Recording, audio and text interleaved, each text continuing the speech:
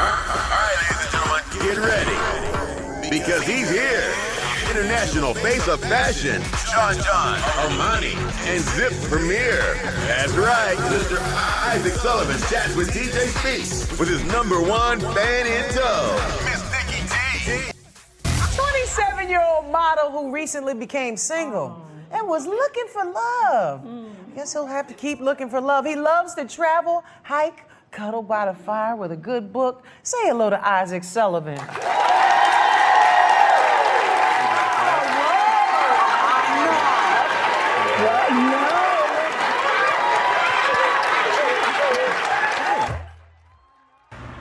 What's wrong? Where'd that come from? Oh, I got this crush on this girl. You know, I recently seen her and I think it really might be happening. Okay, Bobby, what's that got to do with our song? Yo, y'all Shalimar looking fools can laugh all you want. Oh, Shalimar. Wait, who's Jody? Both y'all.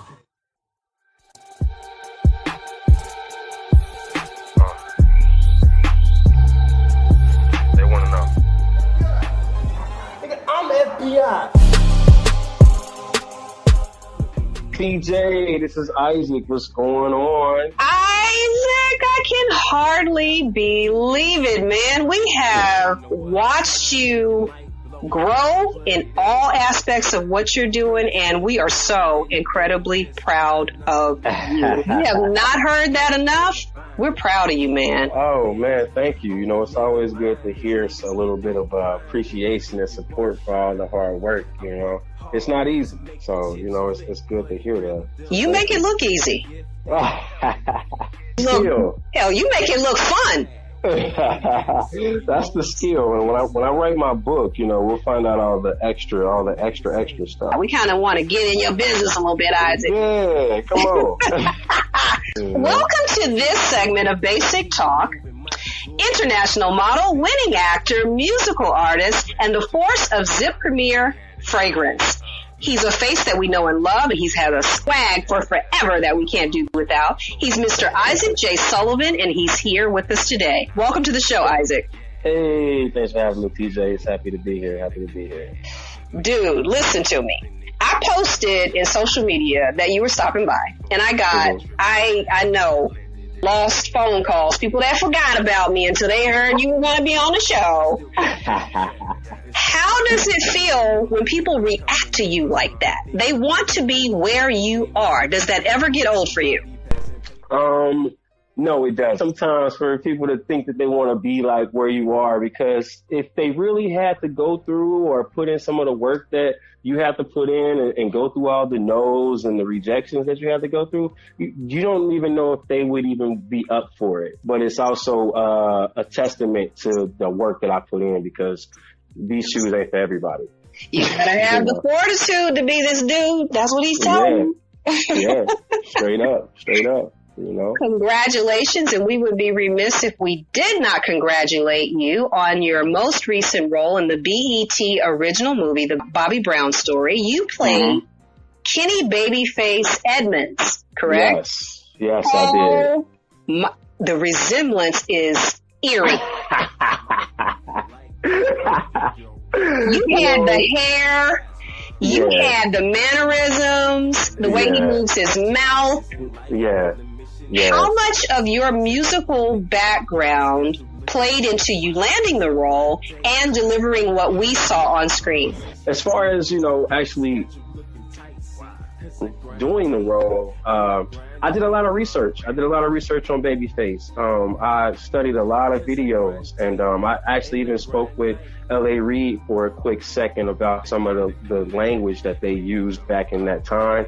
And you know, it was a great experience. Even when they put the hair on me and everything like that, it was different having that wig on me for a minute. But yeah, so yeah, it was definitely a good time though, and I'm super appreciative of BET and how they cast me for that. Well, congratulations. That was an experience in itself. I didn't think I was gonna get that role. You had to know. You had to know. You know, I had a my audition, man. You know, it was they thought I was too tall. when I went into my audition. And the only thing that they would talk about in my audition was how tall I was. When I left, I was like, I am done with this. I don't even want. I was like, why did I even do that? Why did I go in there? And I think that's how it works a lot of the time, you know. So that's a little bit about that. Well, you nailed it. Congratulations. It was a great performance, and we want more of that. So I don't know what roles you're thinking of saying no to, but we're hoping you would say yes. Oh, absolutely. Since that one, I have done a couple other things. Always a bridesmaid. Character named Ty, and yeah, it was cool. So if you get a chance to check that out, I'm on BET as well. It's not a huge. It was about the same as the Babyface role, where I got a couple of lines in there, but nothing too crazy. And then I just shot with Ava DuVernay on this show called Cherish the Day, and that's gonna be on the OWN network. So the first scene of the first season, first episode, that you'll see me there. I open up the series with the main character on Cherish the Day that will be on the OWN station. So congratulations. Yeah, working with Ava was like a dream come true. You know, you just never know where these things are gonna come from. Mm-hmm. You know, like I go through ups and downs, and I think, you know, as an actor or an artist, and anybody that's trying to start from the bottom and work their way up, and even when you've had a little bit of success, and sometimes you don't think anybody's checking for you. You know, you're like, man, nobody's hitting me up in a couple of weeks. Nobody's looking for me. Like, maybe I just don't have it. And then, boom, out of the blue, Ava DuVernay, you know, direct books me. You know, just called middle of the night. I get a call from my agent, like, Ava wants to book you for Cherish the Day. You know, can you do it? And I went from like no phone calls in a couple of weeks to like a big phone call. And I just think you just have to stay in the game and stay ready. And you never know what type of opportunities are going to just show up. Well, congratulations. Once again, that's on the Oprah Winfrey Network coming up. It's Cherish the Day. Yeah. So we want to make sure that we plug that. You're known all over the world. For some of my younger viewers and listeners who are just, you know, really coming into knowing, being aware, because, you know, you get to that point where you're a young adult and then, like, you know politics, you know religion, you know, you're just more versed in what you know. They're learning about the history of what makes each industry great. If they're in entertainment, they're learning their little nook of what makes that part of the industry great. How would you describe your start in the industry? Some of the brands that and projects you've connected to, and what made you want to be a part of that? Okay. Good question. You know, I'm a huge advocate of taking risks, taking chances, taking shots, and my entire life changed because I took a risk and took a shot. I was in college, playing football. I thought I was going to, go to the next level with that. And then I took an opportunity to work in a fashion show. I had no interest in fashion. I never thought it would be something that I would do. There was no access point for me to fashion in my town in Cincinnati. I wasn't aware that it was something that people were actually doing. And when I got offered to do a runway show, first I didn't know what it was and why it mattered because I was so deep in sports. But I said, you know what? Let me just take this shot. Let me just see what happens. Let me just see what it's like, And I ended up doing that, and the entire campus after that show was like, we got this supermodel. Oh my God, this dude is the best in town. And I'm like, who? like you. And I'm like, oh wow. So I started getting people started picking up my energy from the runway and started telling other people about it. And then I got offered another show, and then an agent approached me, Chantel Brookings from 7 Models Academy at the time, approached me after a show and said, hey, you have a really good walk, a really strong look. Is this something that you might want to do for as a career? Is this something that you might want to do and make money and travel the world? And like I said, I didn't even know this was an option. Mm-hmm. So I said, are you mean to tell me that I can walk these runways and take these pictures and get paid and actually travel the world? She was like, yes. And I was like, well, where do I sign up? And no brainer. Yeah, I was a word because everybody's loving me, and for me, since I came from a sports background, Right. I need the gratification of a crowd. I need the gratification of a performer. I need the gratification of hearing the claps and to know that I'm doing a good job, which is why transitioning into film and stuff was a little bit harder for me because you don't get claps when you do an audition or anything like that. But so I went from that chance, and I say 3 months after I got with this model agency, I went to Chicago, did some local shows in Chicago, just kind of trying to build my name and my brand through just doing local shows, never knowing exactly where it was going to go. But Tyler Perry was having an open call casting. Anybody that's interested, send a tape in. You get 4 options of what to send in. Pick one, send a tape in. If we like you, we'll give you a call. And my agent at the time was like, hey, you want to give it a shot? I was like, sure, why not? I said, I took a chance and that got me here. So I want to take a chance to see if anything pans out from this. It probably won't because he's having millions and hundreds of people that are submitting. But I sent in my tape. I had to do a scene from A Time to Kill with Samuel L. Jackson. I don't know if you're familiar with that movie. I am ready. Yeah, I had to do a scene from that. I did the scene. We sent the tape down. I say 2 months later, I was just minding my business. It was a Saturday. I was eating some ice cream, and my agent called me and said, hey, how would you like to be on a TV show in Atlanta? And I'm like, what? She's like, yeah, remember that tape you sent down? Yeah, Tyler Perry, they got their hands on it. They love it. They want you to come down here and work on the House of Pain. And I was like, really? Ice cream in the cup and everything. I'm like, really? I'm like, seriously? And they're like, yeah, they're really interested. The only thing is that it was a Saturday when they called me, and the job started on Monday in Atlanta, and I was in Cincinnati. Yeah, you know what I mean? So it was like, so they were like, if you want this job, you got to come to Atlanta in a day, basically. You got a day to get down here. So I called all my friends over and said, hey, at short notice, but I'm out of here. I talked to my mom about it. She said, look, you got school and you got this opportunity, and between me and her, we had a heart to heart. And she said, this building, the school will be here. It's going to be here. They got people paying thousands of dollars every year for this building to stay right here.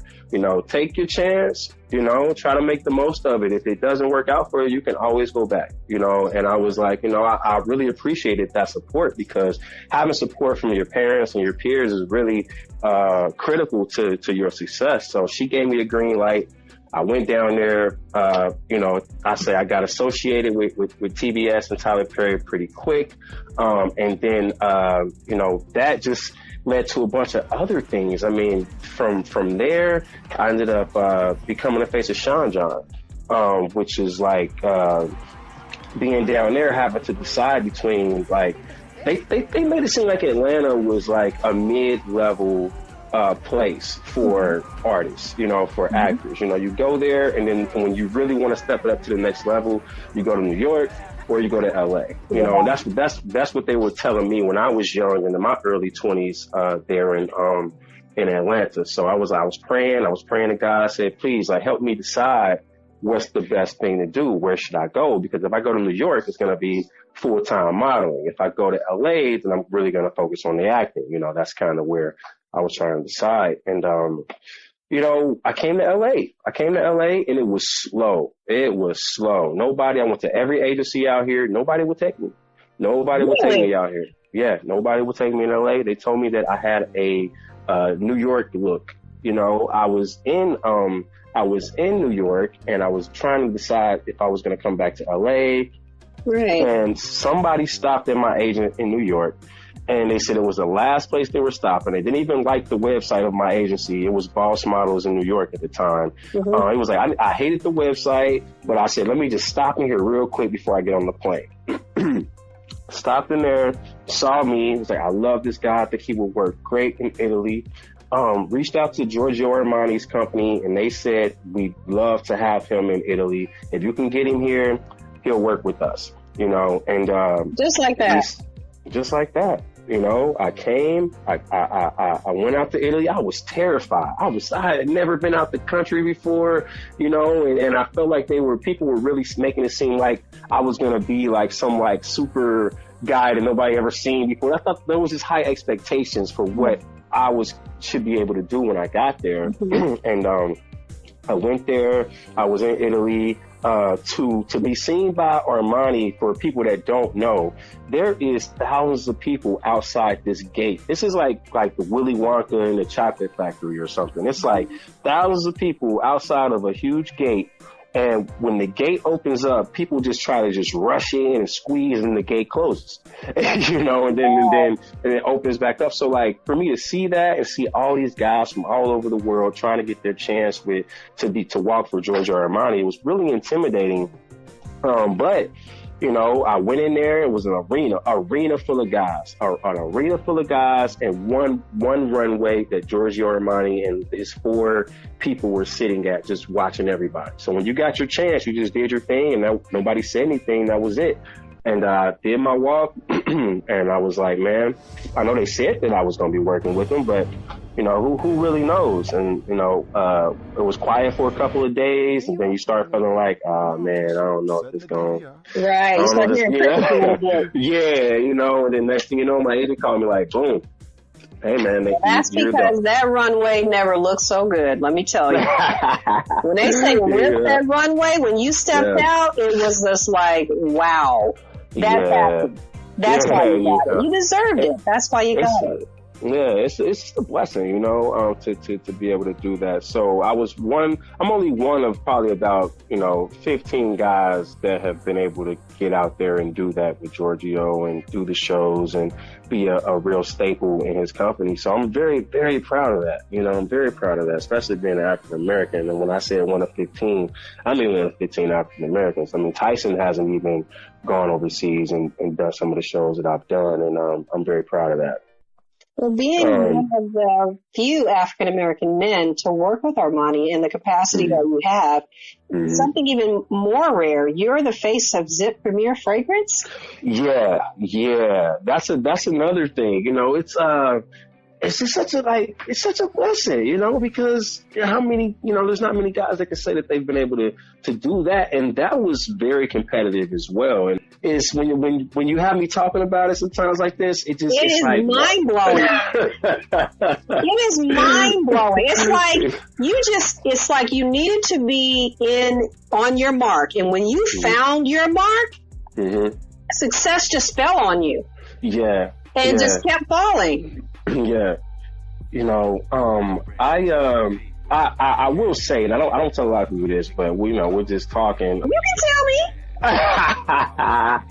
So, I had an uncle named J. Van Sullivan who was a top model in the 70s. The thing is that he died before I ever got to meet him. And he went to New York and won like 3 modeling competitions in the 70s in the New York International Model Competition. And I think that, when people used to tell me all the time, you should model. And I never knew why I would want to do something like that. But I kind of feel like, number one, if I would have met my uncle, before he had passed, he passed early, he passed at a very young age. I probably would have had more information. I went into this very blindly and not really knowing what to do. And I wish I would have had that uplink. But also I kind of feel like a lot of things that they tell me about my uncle are very similar to how I am. And, I just think it was just a blessing that I had to not be looking for it and also have it, just like you said, when I hit my mark, things kind of fell on me like that. And I know the stories could go on and on and on. Yeah, they could. Because you just had that dynamic of a career. Yeah. In what you've experienced, as much as you can, what snippet of advice would you give to someone who is interested in following in your footsteps? My advice to anybody that wants to follow in these footsteps would be, I want to give real advice. I don't want to be like, never give up. I mean, that's cool, but like, that's a big part of it. But I just I think the advice I would give to people is that, get to your yes. Just get to your yeses. There's gonna be no's no matter what, situation, whatever you're selling, whatever you're offering. Everybody's not gonna need specifically what you have, but there are people that do. So just don't think that just because one avenue isn't working for you doesn't mean that another one won't. There's people that tell me every day, I'm going to be a model, or I'm a model, or I'm getting into modeling. And I might look at them and say, hey, you don't have the look for maybe some of the stuff I'm doing, but there's no reason for me to tell you that you can't do it, because I see people out here every day finding their way for what works for them. Get to your yes. Get to your yes. Go through your nose and get to your yeses. Well, while we have you as open of a book as we can have you, and you're in the mood to chat a little bit, we have a caller from Dallas, who I would probably say is, if not the biggest fan, one of your biggest fans. Her name is Nikki T, and she could die happy if she could just ask you a few questions. Sure, let's do it. Nikki T, are you there? Nikki T, are you there? Well, she wasn't there. Oh, Nikki T slid out. She maybe she died. She just couldn't stand it. But you can always call back if you want to get in. She did email me her question. So what I will do is I will let you know what she wanted to say, and then you can you covered some of it. She wanted to know, are you single? That's one of the questions.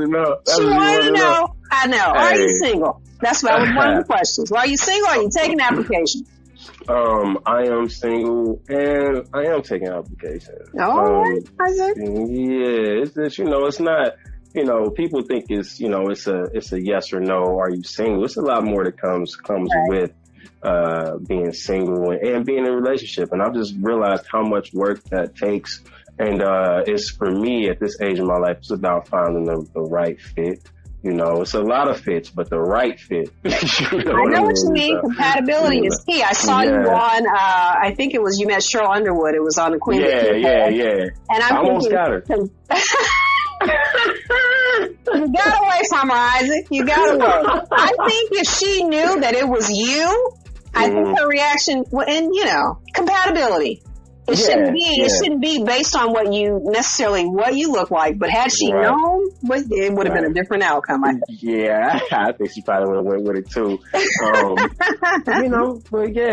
But that's, TJ, we could talk, about anything and everything forever, because I just know, even with that question, it's a loaded question, because I'm single, but am I right for you? Right. She wanted to know, in terms of your music, how did you get into music? More serious question. I think she was joking, maybe joking, not joking about being a single one, but she wanted to know, in terms of your music. She said she saw something in social media and you were rapping, and you were amazing. Let me tell you, you are. Yeah. She wanted to know about your music. What do you have in terms of musical projects, and what can we expect from your music right now? I do some work with Sony Music and over in Sony Pictures, and I've been taking on artists and setting up meetings and developing artists, and just kind of, because I do a lot, TJ. I do a lot, so it's like I've been trying to kind of narrow down what I've been doing so I can focus on, certain things at a time. So I've kind of taken a step back from the music, but what I'm doing is I'm using my resources and my connections to empower other musicians who are, that aren't doing other things. They're just focused on the music. So I have an artist right now called Anti-To-Fly, who's doing very well right now that I'm working with. And then I also have another artist named King Cap that I'm working with, is doing pretty well, and I'm pretty much focused on helping them and supporting them. I do jump on a couple songs here and there, but I am taking a kind of a supporting kind of manager, A&R type role with other artists. So so if you are interested in, if you do have some music that you're doing, you might want to shoot it to me. You have your hand in so much. You're so incredibly busy. I know you're pressed for time. Would you have time for a short round of this or that, just to get to know you a little bit better? Let's do it. All right. Basic talk, this or that. All right. You are in excellent shape. Inquiring minds want to know, burpees or squats? Squats. Dress up or dress down? Dress down. You said that with conviction. I love dressing down because I get paid to dress up. You know, like they pay me to dress up. Most of the time you catch me, I'm in some sweat, so I'm kicking it. All right, good guy role or bad guy role? I want to be the bad guy. Ooh, you hear that, ladies? Bad boy. All right, you're an actor, okay? But which do you prefer to watch, drama or comedy? Comedy. It's enough drama in life as it is. All right.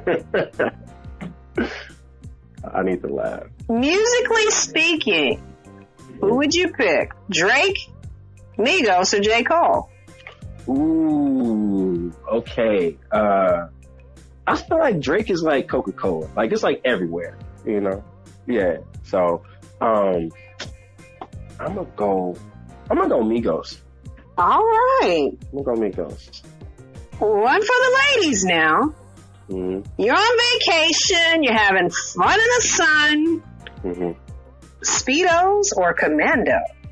Oh. They asked me to ask you. You know what? They asked me.